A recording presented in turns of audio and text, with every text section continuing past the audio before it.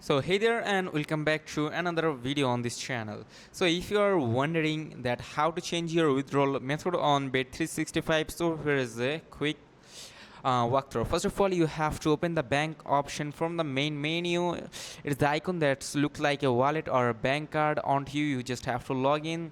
So then you have to move to this option right here. Then here you can see this option called deposit. You just have to simply tap onto it. So after tapping onto deposit, you just have to simply tap onto this option, deposit option, after balances, and from there you can see this option called payment method right here.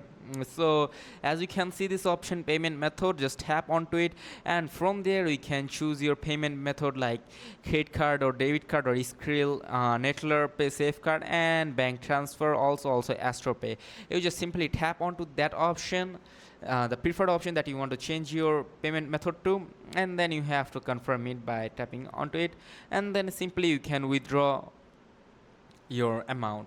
So this is it. This is how you can withdraw your money like that. So this is as simple as that. You just have to log into your Bet365 and then follow these steps to withdraw your money. So that was it. If this video helped you, do not forget to like and subscribe the channel, and make sure to check the link in the description box or in the pinned comments.